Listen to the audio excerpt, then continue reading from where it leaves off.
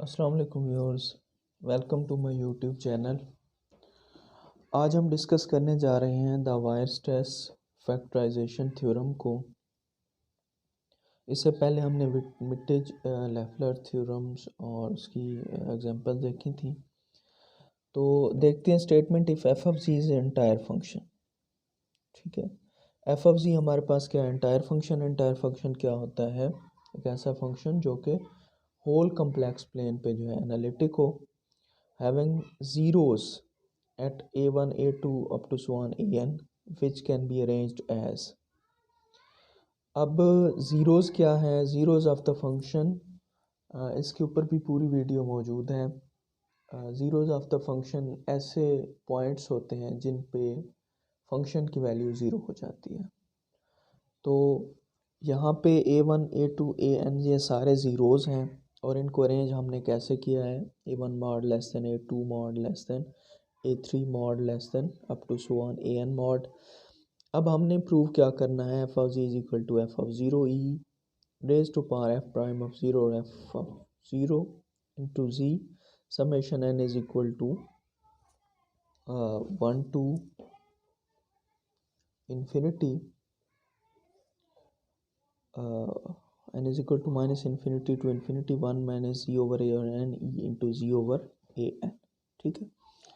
अच्छा, कुछ बुक्स में समेशन है और कुछ में जो है यहाँ पे पाई भी इस्तेमाल करते हैं। तो सबसे पहले हम देखते हैं कि वायरस्ट्रेस फैक्टराइजेशन थ्योरम जो है ये किसी भी फंक्शन की फैक्टराइजेशन के लिए इस्तेमाल होता है। और एक बात आपने याद रखनी है कि जो ज़ीरोज़ हैं अगर ये इन्फिनाइट हो जाएं, ठीक है, ज़ीरोज़ इन्फिनाइट हो जाएं तो फिर ये वाला थ्योरम फेल हो जाता है वहाँ पे। यानी कि फिर इस तरीके से हम उसको फैक्टराइज नहीं कर सकते। इसके एग्जांपल आपके पास फंक्शन है ई जेड, ठीक है, और ये आपको पता है एंटायर फंक्शन है, लेकिन इसकी जो नंबर ऑफ़ ज़ीरोज़ हैं वो क्या है? इन्फिनाइट हैं। तो इसलिए अब एफ ऑफ जी पे अगर ये वाला फंक्शन आप लगाना चाहें, ये वाली इक्वेशन लगाना चाहें तो ये फेल हो जाएगी। तो ये किसके लिए? सिर्फ फाइनाइट ज़ीरोज़ के लिए हमारा ये है। अब हम जाते हैं अपने प्रूफ की तरफ और हम एक फंक्शन लेंगे।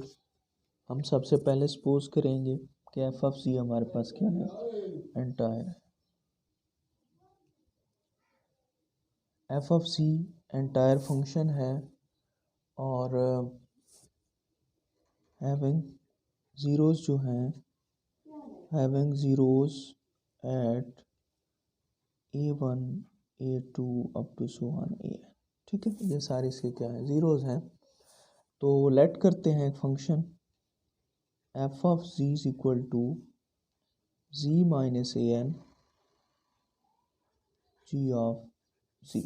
ठीक है, sorry, G of A N. और इसको जो है where G of C is not equal to zero.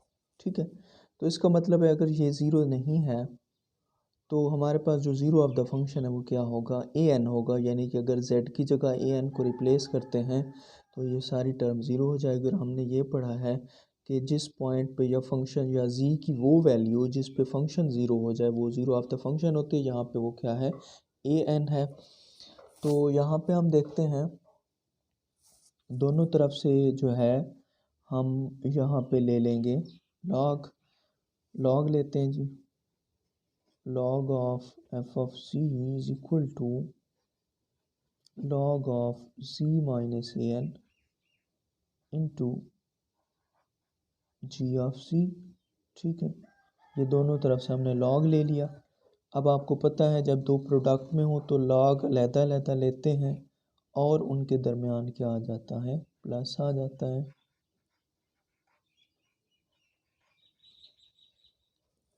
log of g of c। अब इधर क्या है? log of f of c। अब यहाँ पे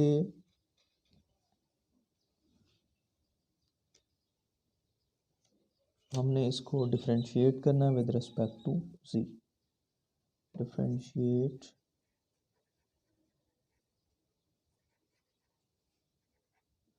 विद रिस्पेक्ट टू जी। तो क्या होगा, लॉग के साथ जो टर्म होती है वो बटे में आ जाती है और फिर उसी टर्म का ही डेरिवेटिव लिया जाता है।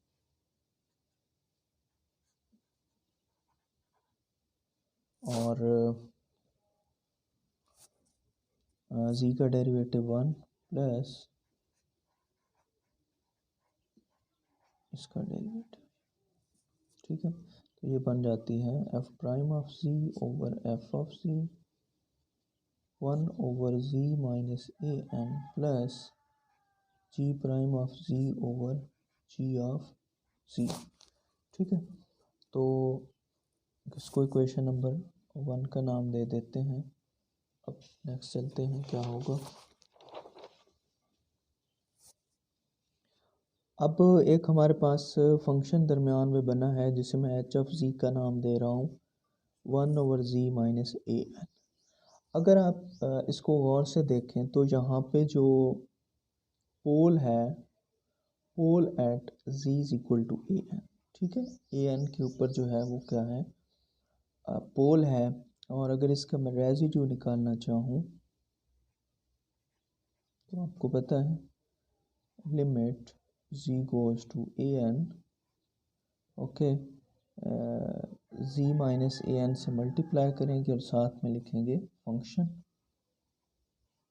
ये कैंसल आउट हो जाएगा और इसका आंसर क्या होगा, 1 होगा। यानी कि क्या कहना चाह रहे हैं कि यहाँ पे हमारे पास रेजिड्यू 1 है और पोल ए एन है। अब इक्वेशन नंबर 2 पे हम लगाते हैं मिटेज, यूजिंग मिटेज लेफ्लर्स थ्योरम ऑन 1, ठीक है। आपको पता है मिटेज लेफ्लर में हमें रेजिड्यू की भी ज़रूरत होती थी और पोल की, इसलिए हमने ये दोनों चीज़ें फाइंड की हैं।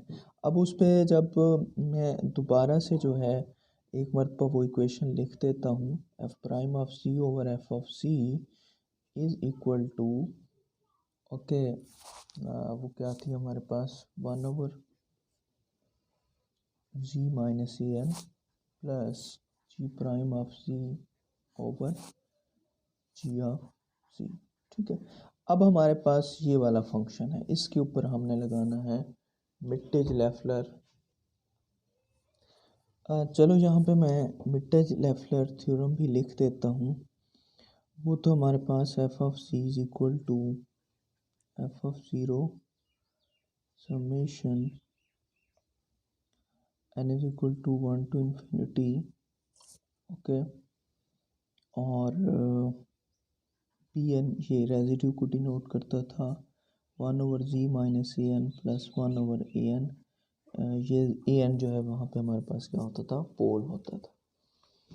तो अब एफ ऑफ जी की जगह ये पूरा का पूरा फंक्शन आ जाएगा।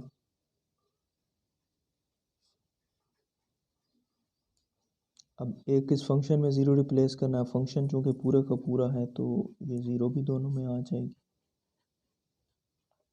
ठीक है।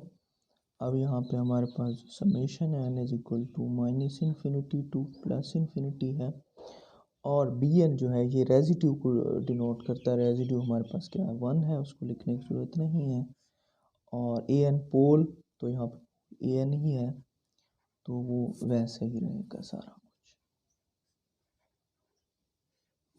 अब ये क्वेश्चन नंबर हमारे पास 2 पर। अब आपने क्या करना है, इस क्वेश्चन नंबर 2 को हमने इंटीग्रेट करना है, इंटीग्रेटिंग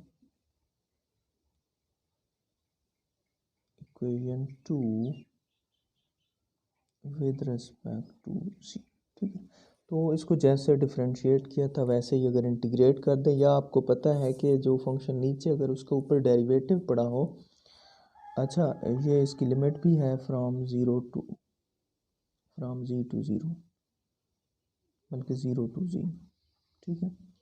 तो नीचे फंक्शन ऊपर उसका डेरिवेटिव, और उसकी जब आप इंटीग्रेशन करने लगे तो क्या बन जाता है, log of F of C zero to G, ठीक है। ये इससे रिलेटेड है नहीं, इसमें जी बिल्कुल है भी नहीं, तो इसके साथ एक दफ़ा ज़रा खा जाएगा, ठीक है। ये इंटीग्रेशन हम लोग कर रहे हैं,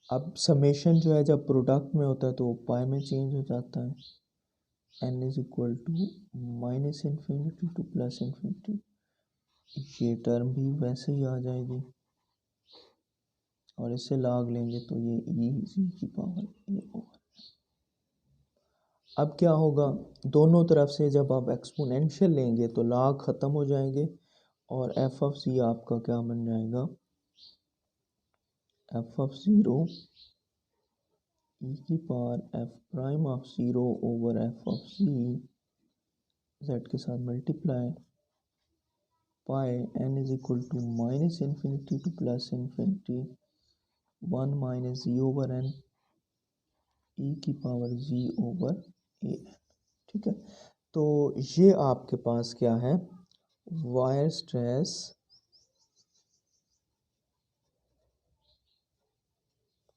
फैक्टराइजेशन थ्योरम।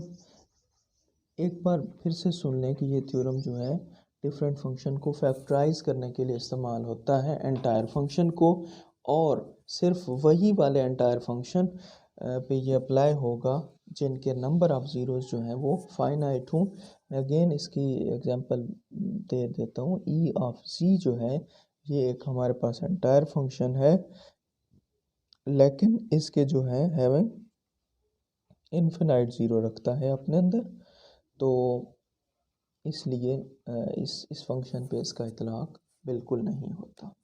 तो इंशाल्लाह मिलेंगे नेक्स्ट लेक्चर में इसकी एग्जांपल्स के साथ। तो तब तक के लिए अल्लाह हाफ़िज़।